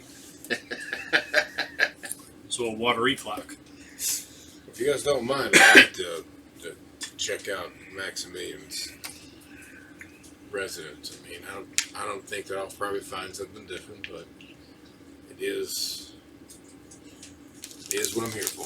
He stays in West Shore. I can take you there and tumble the lock again. Unless you know what to do, Inspector Richin. I would not say that I have that skill. Trade the trade. I could try my hand. Have you what you need? Yeah. Tumblers? Excellent. Well, if you have need of me, I am here if you need anything. You'll find Maximilian's house. It's just across the river from the drawbridge. You cannot miss it. It's on a low hill just downwind from the chapter house. Alright. Not far. You'll notice there's a tall copse of trees. Freshly manicured lawn. Stinker was Meticulous? yes. A particular type. Well-to-do. Yeah. I know the type. Not a type of man to leave food on the table. Indeed, indeed. You don't get very many of them left. Yeah, only two fortune We're points. over halfway I have through the 3 next They don't fortunes. refresh after a chase scene? So, Oh, they do! That's a good point. Thank you, Mike, for reminding me. Anytime that you complete combat, chase scene, social intrigue, wilderness travel, coins are completely refreshed back to the players. You're right. Good point. Nice. Though I encourage you to spend them. Did you Good risk mind putting them in there. I was about to ask if you did that, yeah. Somebody's read the player's guide. Yeah. Um, I may have read through it a couple times. yeah. In case you didn't know, thanks to Kickstarter backers, which everyone around the table better be a Kickstarter backer, we actually unlocked. We now have 2 players' guides in every single box set. So you get the Game Master Secrets Black Book, and you get 2 of the players' guides, and you actually add them on now for $10 too. But the bottom line is, it costs nothing else additional. So as opposed to having to fight over the books for players, you got like 2 you can pass out when you start to play. Yeah. I've actually got a copy right here. We're still on paper right now, but we actually have samples. I think in late March. Sorry, late April. Now it's February. I'm excited. Anyway, back in where we're at. So you're still inside her office. It's very clear that you have a couple other paths to go opening and drink here. Have to do it. It's still very loud, even though like I go through and master the audio and all this. Adam gives some really cool equalizer settings I always apply, and inevitably, It cracks open a cold one. yeah, cold one open. In this case, it's a beep. We don't show the branding because we want to get sponsored by I choose. iChew. Damn right. Love you, Haichu. we don't want Coca-Cola ads on our YouTube videos But we will take Haichu for sure. with iChew ads. One day we'll all come in like high-chew shirts and like. I know. Well, we have the sunglasses. We have the Yeah. sunglasses, which are high quality. So we always buy high chews to eat around the table. This is so off topic. Yeah. Nobody probably cares who's watching this video, but we eat a lot of high chews. So Mike, who is in control of our rations for the table, he brought like a big pack. I bought $100 worth on their website, which is like this big box, and they're like, we'll throw in a bag and these glasses and this like high chew scented hand sanitizer. Yeah. Actually, There was a Kate pen. still has There's that. a pen. Stole that cake. Does Yeah. Kate still have that? So my son, I think It she smells took it good. home. yeah, so my son uses the pen. The bag he used at his first comic book convention, Yeah.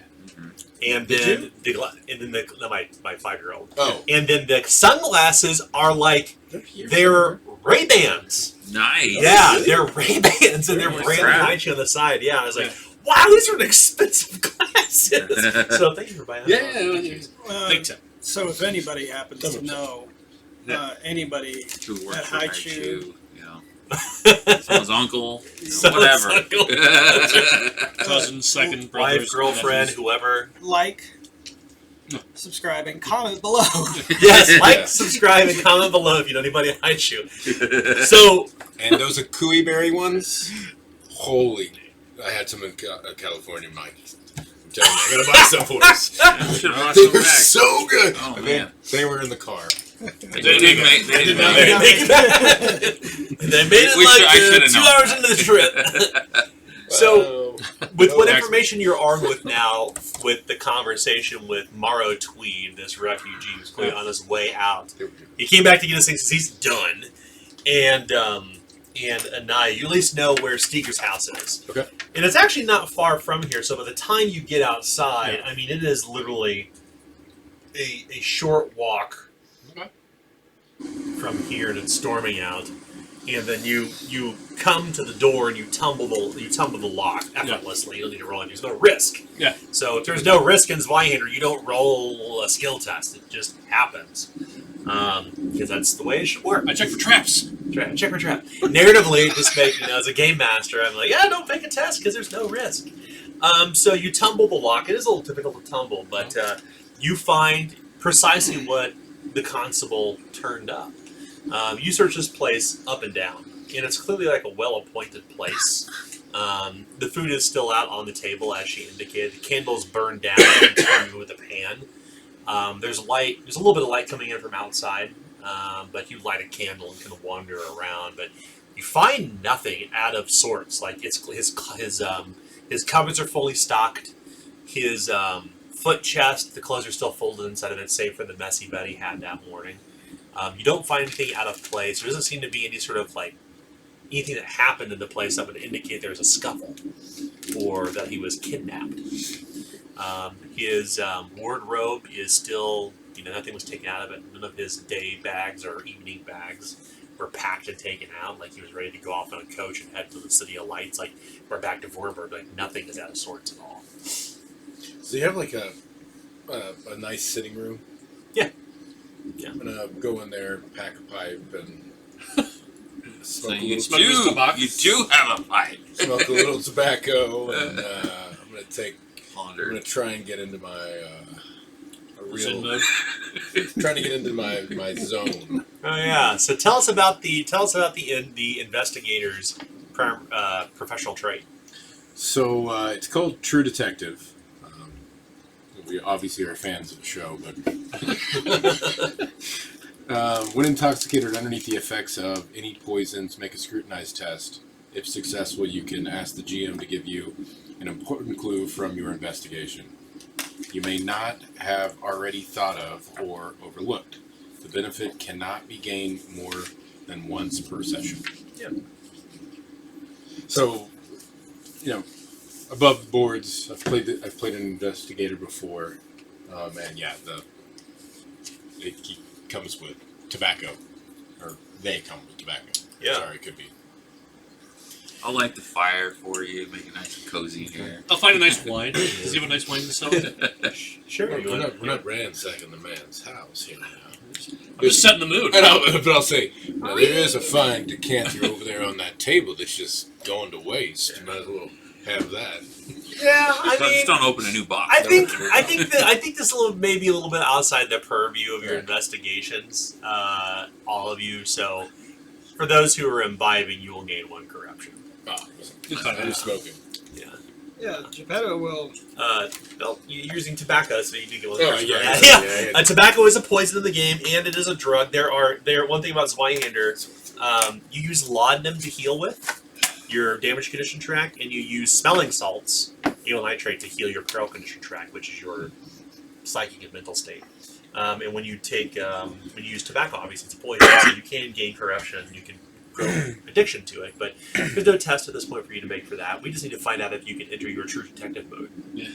So imagine in the True Detective where he starts to see signs in the sky. You're kind of like looking at the books and the weaving and moving of the fire and the smoke that's inside here as you're going to take a long draw and feel the tobacco fill your lungs. Go ahead and make an easy scrutinized test. Ooh, thank you.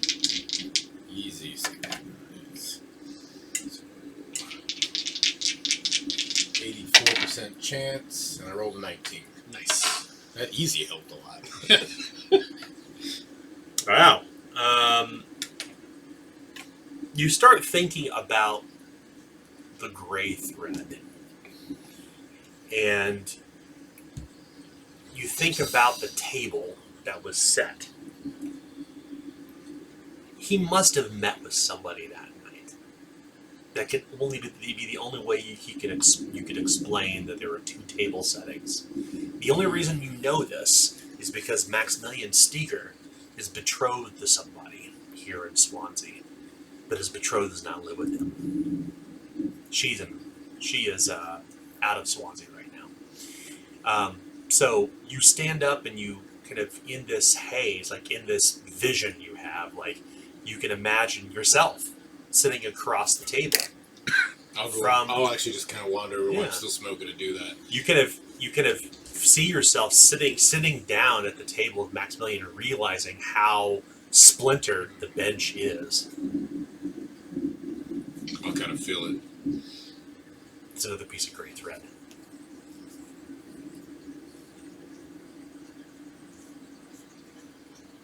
He plucks forth a gray thread from the splinter in the bench. What is that you have over there? As I'm clear on the opposite side of the room from the fire. Well, just kind of noticed here. A piece of gray thread. Another one. There's 2 place settings here. Did you find another finger? And Maximilian's betrothed is back in Vorburg. He wouldn't be meeting with her. Who's he meeting with? So then I sat down, and that gentleman's lady's seat would be across, and lo and behold, another piece of gray thread. It's the same gray thread that you've already found underneath the other gentleman's fingernail. Gray thread here, gray thread there. Rough spun. Somebody in Rough Spawn has been meeting with both these men. How does gray thread get under your fingernail? I don't know. I wasn't there when you pulled that out. I would think defensive wounds. It's my guess too. He was stabbed, so he might have reached to try and stop stabbing. So whoever wore this gray rough spot It's been at both places. The murder, is the murderer of the person in the cell. I would think. Now, it is gray rough spun. It is not something that you can't come by on. It's just extremely similar. Similarities mean connections. Where does one get gray rough spot? Well, we met them 2 Cloth. cloth merchant types. Did Maybe they'd know. Did they have gray rough spot? I didn't look at all their wares. Thought they had more fancier types of cloth. Those are Taylor. I do recall seeing an inordinate amount of brocade. Is it? Well, probably would not be at a tailor shop over here on the west side. We probably would have to go to the east side to find ourselves a seamstress. That would be my, again, using some assumptions. So you're saying that you would not often go to a draper to don gray clothing? No rough spot. Well, if it's poor people you're looking for, probably just look at the refugees. It was one of them. Any good businessman knows his competition, at least. There was, I would think that there would be a seamstress. I say we find these clothiers. They would at least point us in the right direction. That's what I think. The clothiers, and whether it's a tailor or a, You know, they're gonna know who. one thought I just had. Yeah. Is this dog with that fancy finger? The two servants that were missing. They were fancy people, weren't they? They trained dogs. Maybe that was one of their dogs. Real quick point of clarification: a dog's body is kind of a colloquialism for a manservant. Oh, a okay. servant. Yeah, I a thought it was dog's body is like. So your business is basically to serve someone that you go fetch. Oh, okay. It's like a lowborn. I guess you call it a lowborn term. Whereas they may be called a servant, or a manservant if they're a man, or a servant if they're a woman. Yes. Okay. So a dog's body is a common term for that. Oh, okay.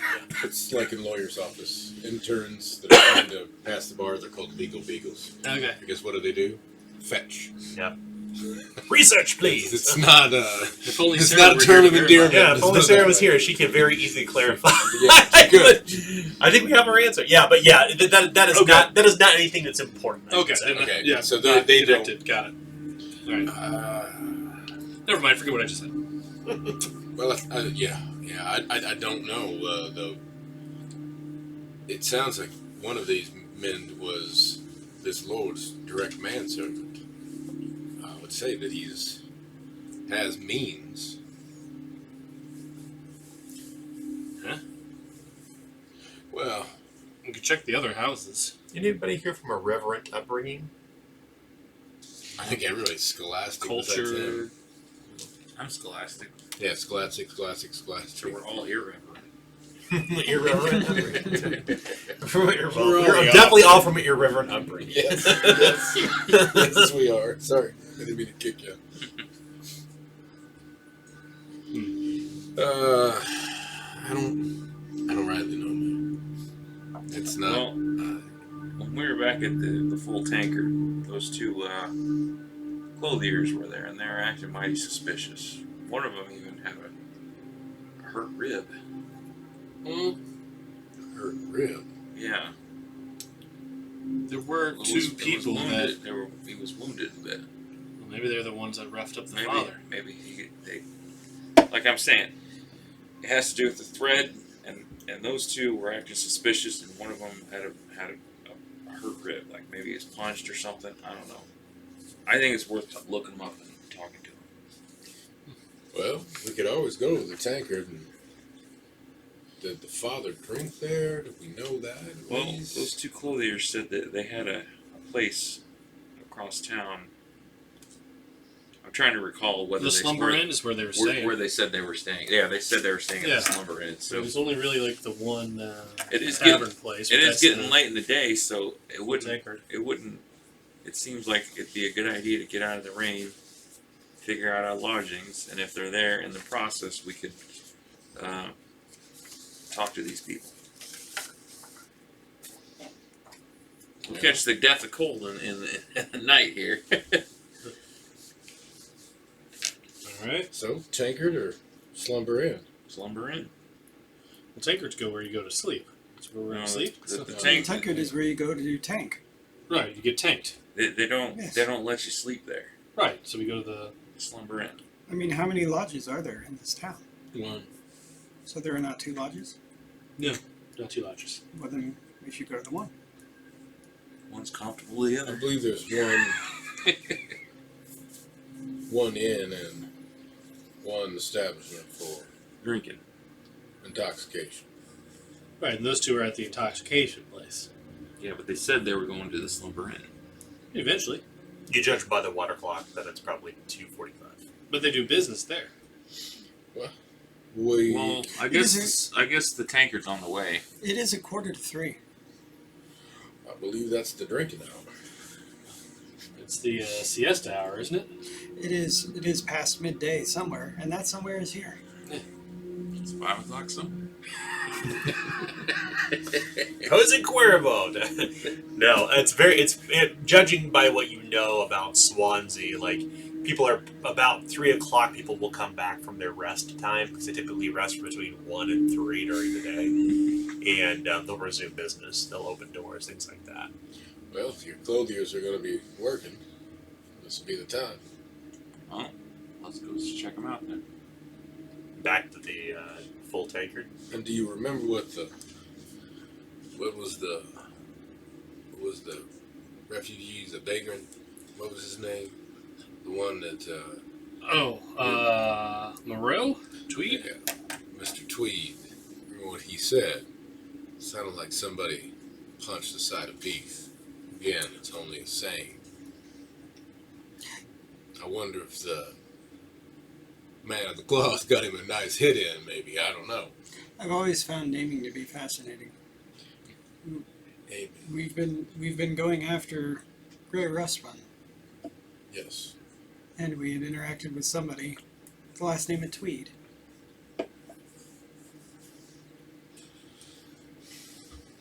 don't believe there's a connection there, but it seems humorous. Oh, I mean, the perhaps guy if, that you're looking at is Maximilian, but there's only one of them. perhaps if someone had been Right, their name should be like Maximilian. Maximilian? Maximilian, Maximine?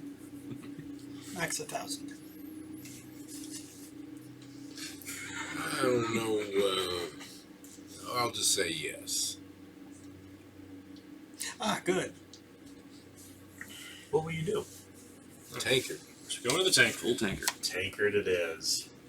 And, you have to certainly go outside in the rain, but by the time you come into the full tankard back in West Shore, as I'm sure you can imagine, lots of sound inside. People gathering, people eating, finishing their meals, I should say.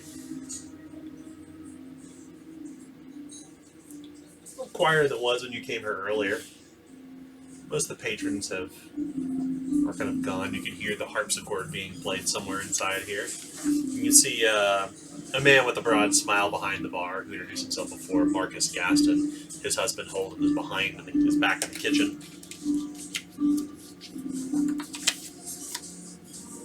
The whole place smells of ale and has kind of a haze of smoke lingering throughout it. I look around for the drapers. Yeah. You look around, but no drapers to be found, save for the bolts of cloth that are still there from their whatever business they were doing here earlier.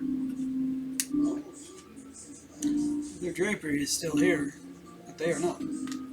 They're probably still resting. Sure they'll come back While they're later. not here, I just want to kind of want to peruse their wares. Yeah, you walk up to the bench that clearly, or table where clearly the proprietor of this place, Marcus Gass, has let them set up shop to sell their cloth, and you find really, really nice bolts of cloth. There is cloth made of velvet. There is indigo cloth. There is thin orange silks. The door swings open as people begin to kind of come inside. It looks like very expensive cloth. None of it's cut. It's just bolts of cloth, Right. and you can smell this scent of perfume lingering. This is not what we're looking for.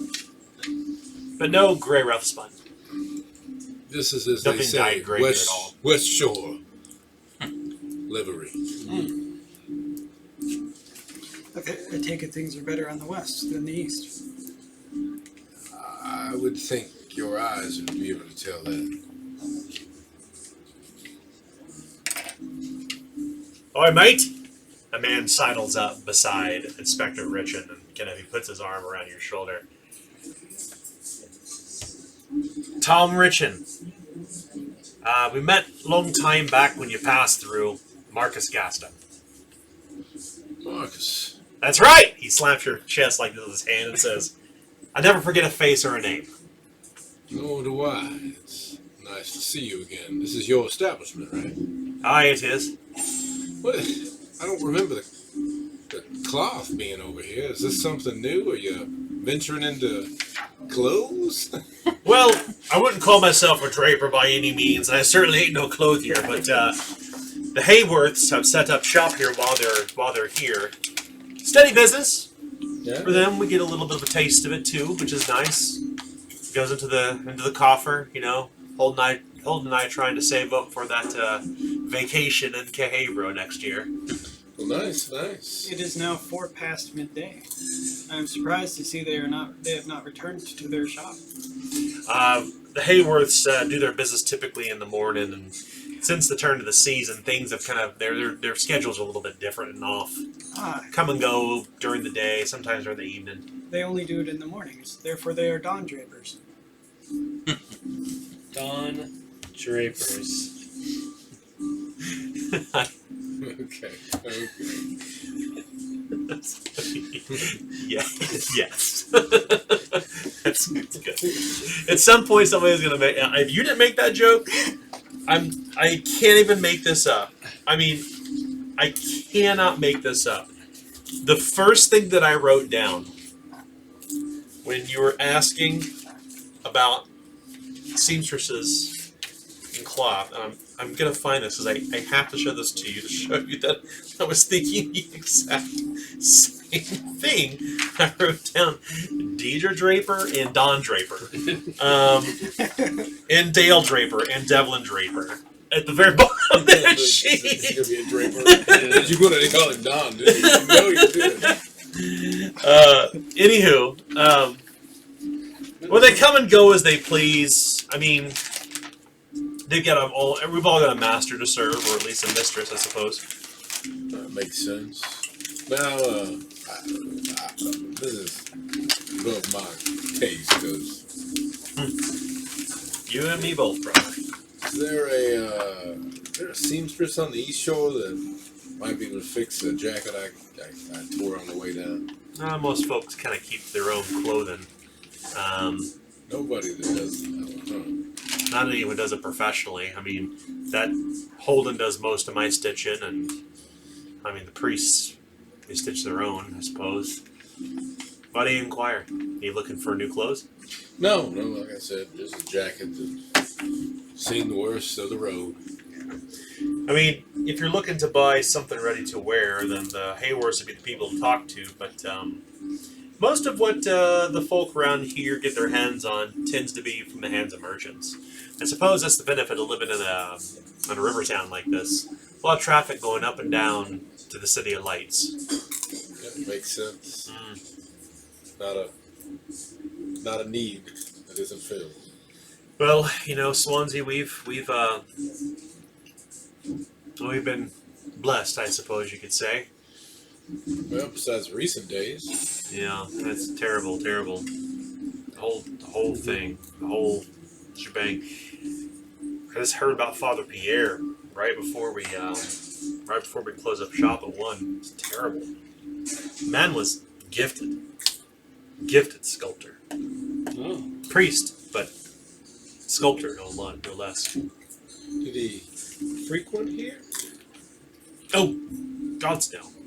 Never find a priest here in the full tankard. Oh, okay. I don't know. I've never met a priest that didn't mind a drink. A lot of them brew their own brew. The adherents are different. Oh. Perhaps priests in other places take to the brew, but the priests here, well, they take to the art. Most of them are members of the movement, you know. What is this movement you speak of? Would I know? Is that something I don't think I'm aware of what that means. Well, there's River Mother Olivia. I don't know if you've met her or not before, but she's a patroness of the arts. Lord Franklin Vauxhall is a member of the movement, in fact. Other priests are too. Some local folk as well. Society for high-minded people. So Painters, sculptors. Got anything on display anywhere? You finally find it at the Conclave if Okay. you're looking to do it. It's open door place. I You do welcome enjoy anyone and everyone. bit of art. Yes. So it's an art society. Oh yes, yes, very well known. In fact, you know much about Swanzi here at all? I've only been through them one time, so Well, let me tell you about it. Let me tell you about Swanzi and why this is all very, very relevant. During the Dawn Age, before any of us were around, when the last of a race of giants called the Nephilim roamed about the land, a drought struck this area. The slow death of the region saddened one of the Nephilim, one of the giants. And, that giant's name was Swanzi, a sculptor of earth and clay. We may think about them in the sense of an old pagan deity of sort. She swore to save the land with the chisel and mallet. She cleaved the earth, brought the Basque down through here. The whole area became fertile, grew again, but the whole act of itself brought Swanzi low, and she fell to sleep. Took all of her strength, and the land grew around her. I mean, if we could fly, you'd see the two hills that the whole village sits on. Her back and, well, her legs stretched across the river. So when the priests of the martyrs settled the area, they simply called it Swanzi, and it's been that way ever since. The movement came some number of years ago after the settlement of Swanzi, and it's grown ever since. So we've been a well-to-do place, so to speak. Even in East Shore, people live modestly. So, You ever get afraid of old Swanzi waking up one of these days? well, these are stories, of course, to inspire folk to greatness.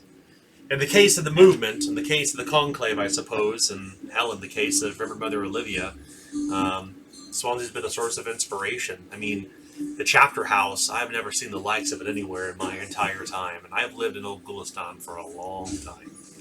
It's a sight to behold.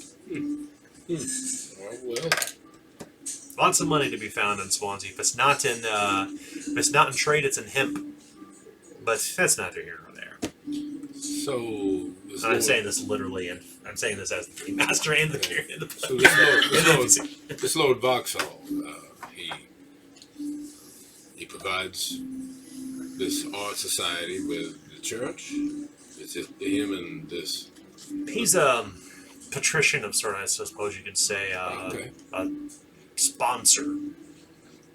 Well, you're at least getting something for your taxes. Can't complain that much then. Man, Lord Vauxhall's kind to us. I mean, Yep. Lord Vauxhall, it's self-made, was a painter of sort, I think, in his younger age, but he's a patron of the arts, as is Reverend Mother Olivia. I mean, frankly, no pun intended, Lord Franklin Vauxhall and his retainers have it easy. The people in his closest circle have a blessed life.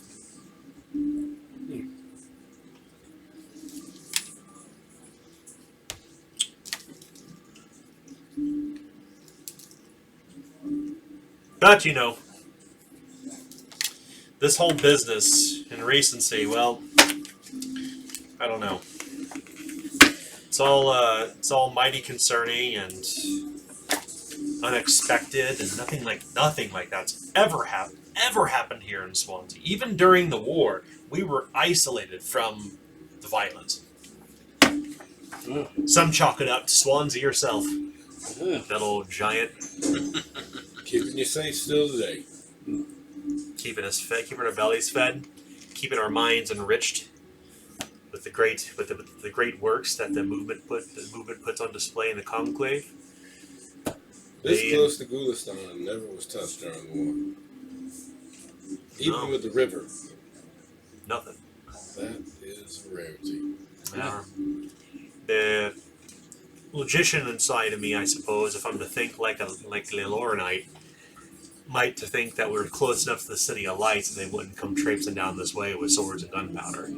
So, and besides, Swanzi is a valuable place, but we've no town guard, we've no walls, we've no towers. We have been truly blessed for nigh upon a few hundred years.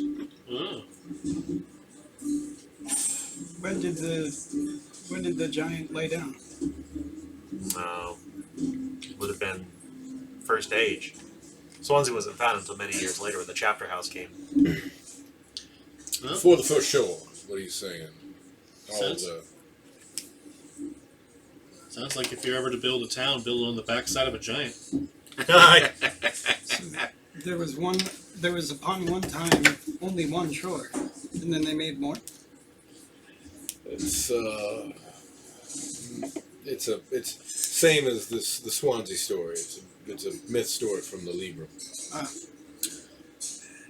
Regardless, the fact of the matter is that the adherents of the martyr here, keepers of peace, I mean... No drink, though. No. He was... That's why it's so sad about Father Pierre. I mean, He was the man murdered was... right behind you. Basically, in your own alleyway. Yeah. It's just...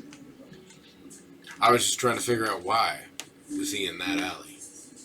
Couldn't rightfully say. I do know that he got taken back to the chapter house when he was found this morning. Right. I'm sure to do whatever rites the priests do. I know that he had the eye of... what's around. I probably shouldn't say this out loud, but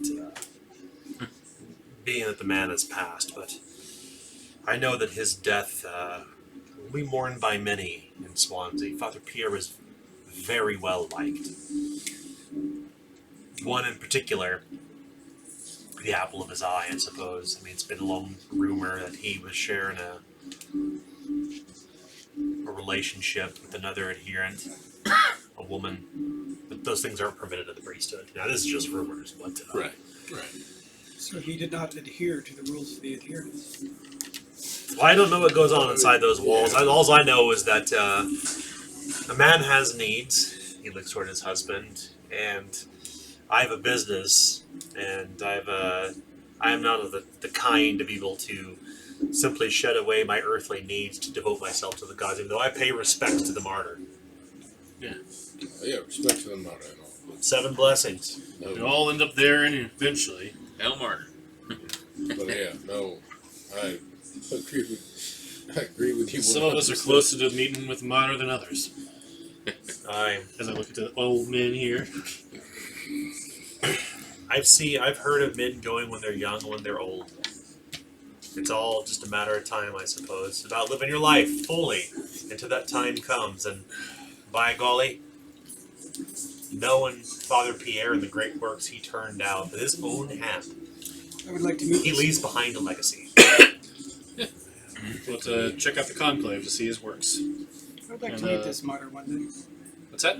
I would like to meet this martyr Oh, one Father Pierre? Oh, he's not at the conclave. No. They took him to the chapter house. No, his works are at the conclave, right? Maybe, I think they are. I think they rotate artists in and out. Oh. Most of what he's worked on is actually, I think mostly confined into the chapter house, honestly. Okay. Well, I was going to go there to pay my respects anyway, so. 2 birds, 1 stove, Say, One stove. 1 stone I carved. don't consider myself a superstitious person, but how about 3 toasts to Swanzi? I'll give you 1, and then you can buy the other 2. Sounds like a fair deal. He'll fill up a mug, and he'll fill up his own mug, hand you 1 to Swanzi. Swanson. Clack. You drink. He pours you 2 more. 2 brass pennies. You didn't give me any money yet, so I need to know. There's none on the sheet. Oh, that's right. You start with 2 shilling. My Okay. apologies. So yeah, we'll just assume that we'll just start with 1 shilling and 10 brass. Hi, 3 toasts to old Swansea. Surely you're not going to let us drink alone. As Marcus looks to the 3 of you. We toasted this earlier today. Yeah, but you can't tell the story of Swansea and talk about the great works without toasting Swansea. It's just It's tradition. it is tradition. Now, I'll hand over 2 brass pennies. Well, it's 3. He says, I gave you 1 earlier for free. I am 3 toasts to Swansea. confused. I've got a card game over there to play. Will anyone not toast Swansea?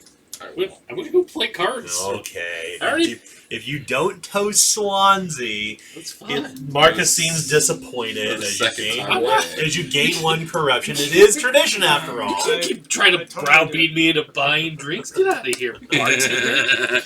I see your game here. I see your game. And you can see, and you know already, because you saw when he told that story, like, people were rolling their eyes. Like, this Yeah. is something he does. Yeah. Right? Get out of here. So 3 toasts to Swansea. I totally cave to it. Yeah. I just watch him. Yeah. I go find a gambling. You know, even though I'm made of wood, I'm still susceptible to this sort of thing. So I've had 6 drinks today. Yeah, you have. I mean, They're spread out though. They're Right. spread out, but yeah, I well, still had 6 yeah, drinks it's your today. day been over like buzz. 4 or 5 hours, so I think you're fine. Okay. If you're not drinking, if you're not, Drink an hour. if you're not planning to stay here for an hour, that's a different. No. Because if you drink for an hour, then you start rolling for against intoxication.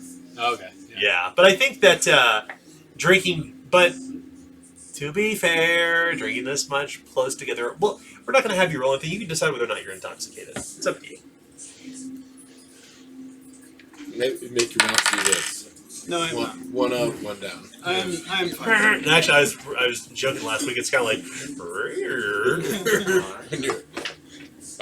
We know the What kind of- intoxication What mark. kind of wood are you made of? Ebony maple. Okay, so like a maple casting to the like you put some alcohol on it. Oh yeah, you totally could. Yes, you could store some in. Yeah, the interesting thing about the Source Awakened of is my water they clock. although they may have the outward appearance of being wrought from something else, they have like viscera inside them. So like maple syrup. Yeah, their Like blood a honey whiskey. their blood may teem with salt instead of blood. Yeah. Their organs may be made of halite or stone, but they still function as organs and blood. Sorry.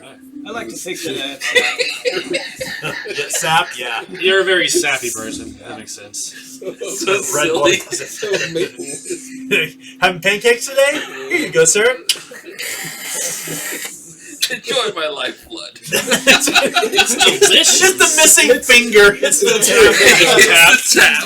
yeah, it was a part of like I was doing a ritual for something where I was supposed to cut my hand, but instead I got my finger. Yeah. That's it. Yeah. maple syrup always on tap. I'm gonna install a tap to your finger.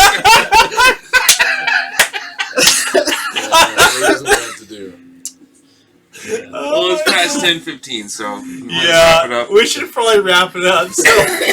So next week we're gonna head to we're gonna get the chapter house Chapter or house. the conclave, whatever you want to do. But Chapter house. Find each other. We can run around. yeah, let's we'll bring tonight's session to a close. Everybody gets 100 reward points. What a great ending. That was a good laugh. That was pretty good. So some people have corruption tonight. So Yeah, at we the do. end of a game session, whenever you play Zweihander, you're going to make choices during the game that may be unbecoming, or in some cases, like, you know, it may be, like, as an example, I mean, Marcus, you know, this is clearly a place, this is clearly a tradition, so you get some corruption for that. Taking drugs does too. And when you roll against determine whether or not you're actually impacted by it. So, permanently. So, I'm Did going I to roll a get d10. corruption for getting knocked out during the chase scene? No, you didn't. Okay. Okay. Roll d10. The value is 3. So, Adam, how does corruption work? If you roll equal to or below the amount of corruption we have, you will gain a chaos rank. That's right. And chaos ranks essentially mean that you move a little closer in personality to your chaos alignment. So, as an example, if we are looking at Adam's character Geppetto, you have one. You know, what do you currently have? I have 1 order and 1 chaos alignment. Perfect, because we know that once you gain a rank, it's a tug of war. It kind of goes back and forth throughout the game, and eventually you may succumb to either one. If you succumb to your chaos alignment, you gain a new drawback, which could be a physical affectation, a mental affectation, something that touches you deeply, that a trauma, but you also typically have a survival mechanism that goes along with it. In the case of order, it'll eventually turn into fate points, which is basically your get out of jail free card. Avoid death, maiming. You can use it to edit a situation toward your benefit, and intriguing ways, and save other ones from death as well. And then corruption is erased and starts over back at 0 at the beginning of the next game session. So corruption is a temporary value. So we resolved all that. Everybody gets 100 reward points, so you can unlock another ability from your profession folio. Yeah. So, but we always end a session by talking about what happened, how that story may have impacted your character, kind of where your mind is at on like what the story is at. Let's start first with I'm gonna start with Ms. Rob, Nick's character, the Siabran etherealist. So I think Zeram feels pretty good about. We made some progress today. Met someone new who's going to be a big help to figuring out this sort of thing. He does this professionally, so I felt like before we were kind of stumbling around, and now we have someone who has a mind for this, so to speak. Yeah. Obviously. So yeah, I feel pretty good about him. You have a true detective. Mm-hmm. So let's move next to Mike, who's playing Matt Maryland, the human gambler. Yeah, so I mean, because Matt was gonna just roll the dice and see how they lay. Just kind of like, we're gonna guess, we're gonna go here, we're gonna try this thing, and just kind of roll and see how it goes, see how the cards lie. But now that we actually have someone, he's like, okay, I know the smart horse to bet on. We'll kind of take some direction from the investigator, and then it's still maybe take some risks here and there and see what we can find. But so far, we seem to be lucky enough to draw a couple threads together. Mm-hmm. Maybe story threads, some story threads together. Yeah, and that so, wasn't too on the nose, I hope. Yeah, and so we'll as we do more legwork, we'll hopefully uncover more clues and be able to puzzle this thing together. What about weave together those clues? Weave together clues. That's right. It's an ethereal. So Geppetto, our awakened bounty hunter. Geppetto is more concerned with like figuring out how to exist. He's definitely curious about what's happening, but when it comes to this mystery, it is completely overwhelming to try and figure out all the nuances of like why somebody would do something. So he figures the best way that he can help with the investigation is to ask the obvious questions, and then as he gets obvious answers, to start asking more nuanced questions. So yeah, that's what he's decided he's going to try to do to help. And so by just simply asking for those things, he's hoping other people can figure out once they just kind of hear him in a row. It's good. Yeah. Last but not least, our new character, Inspector Richin, human investigator. Yeah, I think he was thinking this was a simple disappearance case, and this was like a kind of open shut, easy case, and then he stumbles onto murders and multiple missing people and a town that should not have this stuff. And it's, the barkeep said they've been blessed. Mm-hmm. It's this retribution for that blessing. That's what his brain. He said that multiple times, and I'm like, well, you're not blessed right now. Yeah.